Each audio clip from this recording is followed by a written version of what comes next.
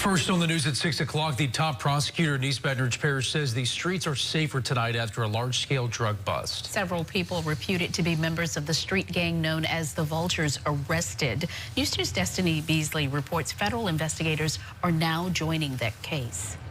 District Attorney Hiller Moore says his office has been working with the U.S. Attorney's Office to determine which cases are most appropriate for state court and which ones are a better fit for federal prosecution.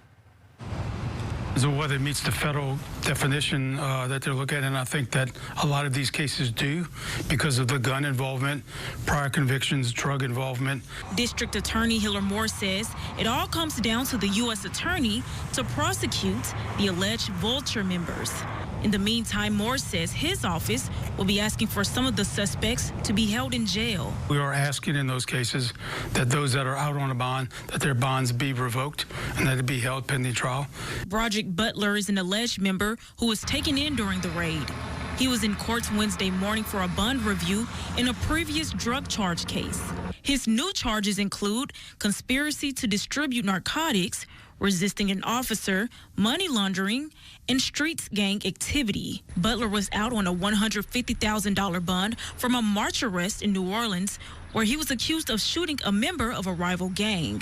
Keandre Young has been accused of crimes associated with a gang before. He pleaded guilty to a drug charge in the 2022 case in which he was accused of crimes as part of the Bankstown Mafia gang.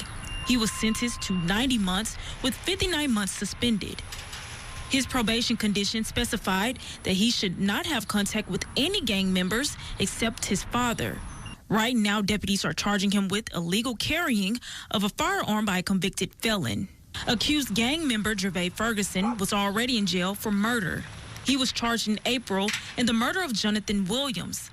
When he was initially arrested in that crime, he was briefly released on a $250,000 bond without the GPS monitoring the court had required. He now faces an additional charge of conspiracy to distribute Schedule I narcotics. We contacted the federal prosecutor's office in Baton Rouge to see what charges the office could file. We did not get a response. Michael.